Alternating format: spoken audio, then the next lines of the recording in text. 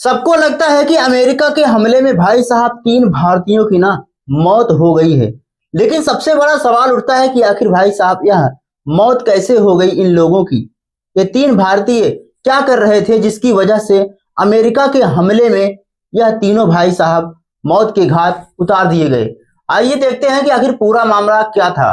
दोस्तों, जैसा कि आप सभी को पता है कि जब से ईरान और अमेरिका के बीच में युद्ध चल रहा है, तब से भाई साहब स्ट्रेट ऑफ हॉर्मुज को लेकर क्राइसिस अभी बना हुआ है, जो तेल संकट के रूप में और गैस संकट के रूप में पूरी दुनिया में देखा जा सकता है। और यही वजह थी कि भाई साहब जब यह तेल टैंकर स्ट्रेट ऑफ हॉर्मुज से होकर गुजरने की कोशिश कर रहा था, तभी अमेरिका ने इस पर ताबड़तोड़ फायरिंग कर दी और इसमें 3 भारतीयों की भाई साहब ना मौत हो गई है। ऐसे में आप समझ सकते हैं कि इसको लेकर भारत सरकार ने कड़ा विरोध जो है अमेरिका को जताया है। लेकिन अमेरिका भाई साहब ना चुप रहा, कोई फैसला या फिर कोई जवाब, कोई उत्तर दिया ही नहीं। ऐसे में सबसे बड़ा सवाल उठता है कि आखिर क्या अमेरिका अपना मनमाना इतना कर सकता है? आखिर क्यों अमेरिका ने ऐसा किया? तो अमेरिका से जब यह पूछा गया तो भाई साहब जो राजनयिक रहते हैं भारत में, जो दूतावास में रहते हैं, उनसे जब बुलाकर पूछा गया कि आपने ऐसा क्यों किया, इसमें आप क्या कह सकते हैं, तो उन्होंने कहा कि भाई साहब इसमें जो है अमेरिका की कोई गलती नहीं है, ईरान के हमले में भारतीयों की मौत हुई है। ऐसे में दोस्तों आप समझ सकते हैं कि कितना ज्यादा यहाँ पर किस तरीके से हमले किए जा रहे हैं अमेरिका के द्वारा। और भाई साहब नाम किसका लगा रहा है? ईरान का, जबकि ऐसा हो ही नहीं सकता। ईरान हमारा बहुत ही साझेदार और जो है बहुत ही साझेदार वाला मित्र रहा है। इतना ही नहीं, आप सभी को पता होगा कि किस प्रकार से लगभग स्ट्रेट ऑफ हॉर्मुज से लगभग दुनिया भर में 20% कच्चे तेल का हिस्सा एक्सपोर्ट होता है और भारत भी अपनी तेल जरूरतों का लगभग 50 से 55% हिस्सा इसी रास्ते से होकर मंगवाता है।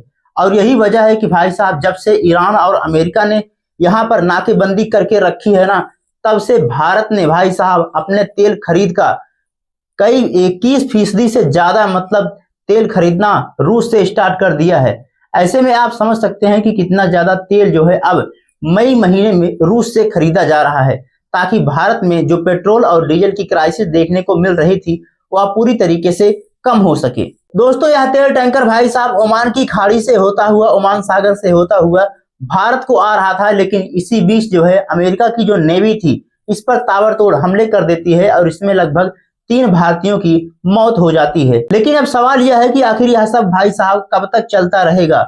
और इस बात को लेकर जब मार्को रूबियो से सवाल पूछा गया, जब विदेश मंत्री एस जयशंकर ने से सवाल पूछा गया कि भाई साहब आप रूस से तेल क्यों खरीदते हैं, जबकि रूस और यूक्रेन के बीच जंग अभी जारी है, तो ऐसे में आप रूस को फंडिंग क्यों कर रहे हैं? वही पैसा मतलब जो है यूक्रेन युद्ध में लगा रहा है रूस, तो आखिर आप भाई साहब तेल क्यों खरीदते हैं?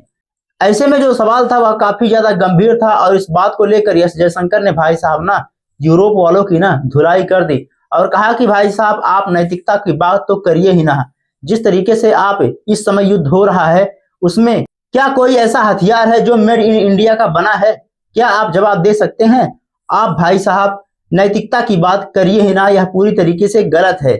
और जो कह रहे हो कि भाई साहब आप रूस से तेल ना खरीदिए, तो यह भारत की मर्जी है। भारत जिससे चाहे उससे तेल खरीदेगा अपनी आपूर्ति पूरा करने के लिए। लेकिन जिस तरीके से भारतीयों की मौत हुई है ना, इसमें कई सारे सवाल खड़े करते हैं कि आखिर भाई साहब यह युद्ध कब तक चलेगा? भाई साहब कब तक आखिर ऐसे भारतीयों की मौत होती रहेगी? और नरेंद्र मोदी इसको लेकर कोई भी जवाब नहीं दे रहे हैं, केवल सवाल पे सवाल हो रहा है लेकिन कोई उत्तर मिल नहीं रहा है। बाकी दोस्तों आपका इसके बारे में क्या राय है कमेंट बॉक्स में जरूर बताइएगा। मिलते हैं अगली वीडियो में, तब तक के लिए जय हिंद, जय भारत, वंदे मातरम।